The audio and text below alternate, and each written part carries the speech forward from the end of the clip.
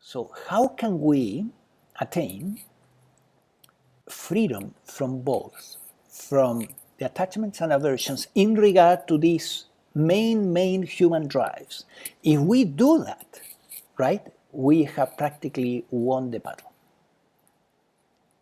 Because every other drive, is somewhat an expression of these main drives of the ego, the human ego. And this is what the scriptures of the world in general are trying to tell us when they encourage us to surrender. They are trying to encourage us to surrender these likes and dislikes, to surrender these human desires or drives. Why? Because at that moment, if you do that, the aversions and the attachments will be under control, and then you will direct your attention and your energy in life to the higher centers, and the lower centers, which are the ego, human ego structure, will be left to itself. So what are the higher centers? The higher centers are the heart center in the divine aspect, which is unconditional love, right? And you will be interested in developing this unconditional love, because now the other things about life are kind of not your problem anymore. You have surrendered them, right? And we talk about how to surrender them.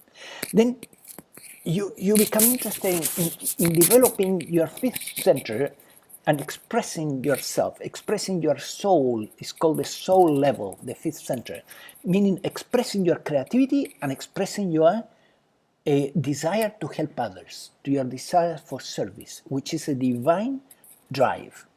See? These are divine drives. These are not human, personal, egotistical, selfish drives like the other ones.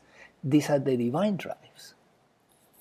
And then when we come here, here we want to find out who we are. We want to find out our true nature. We want to experience wisdom. Wisdom is the knowing beyond doubt that you are not so and so, that you are the divine itself, the divine consciousness, the universal consciousness that is perceiving through this mind-body organism.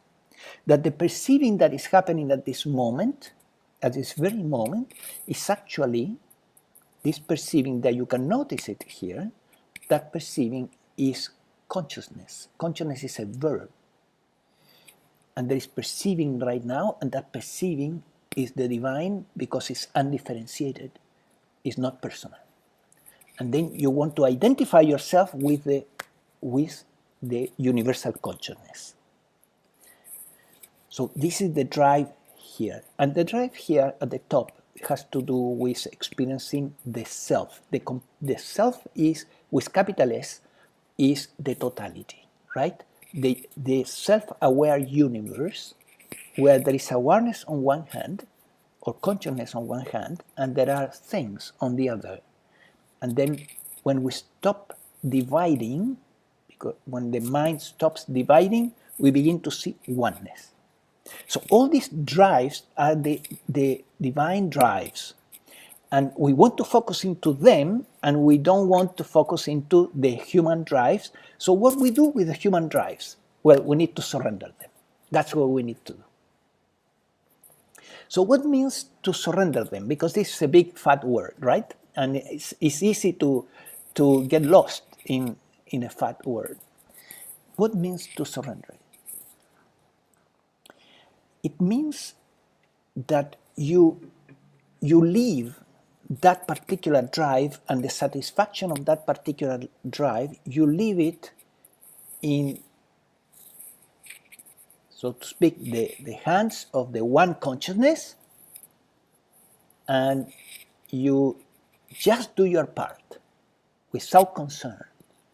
You trust that it is in the best hands when you leave it in the hands of the one consciousness, which is part of you, of course.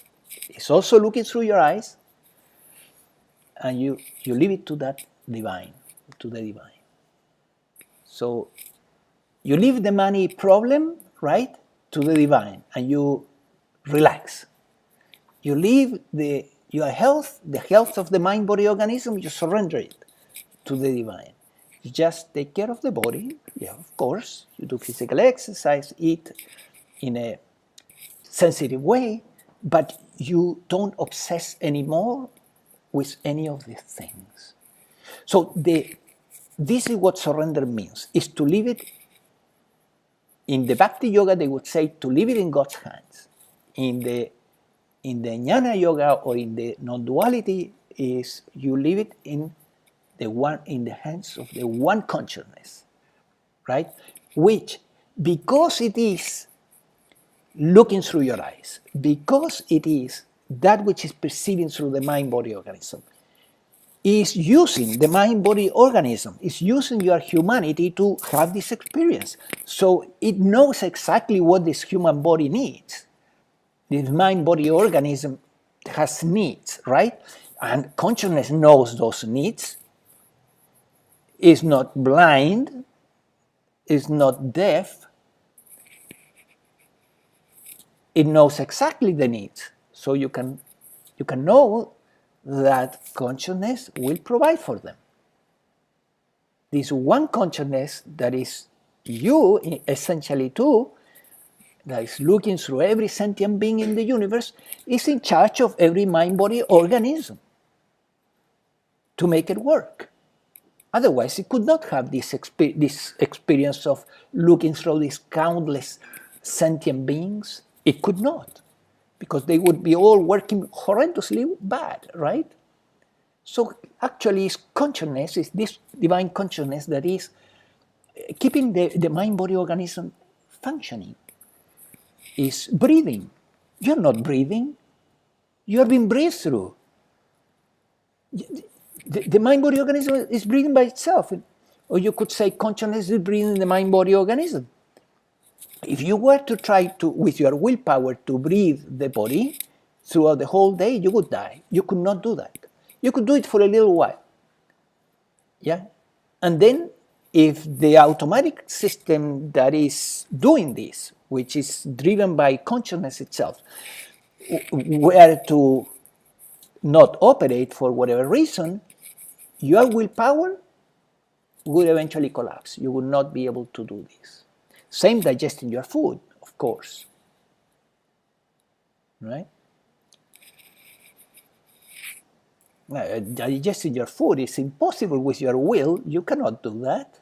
It happens. It's done for you. For the mind-body organism, actually.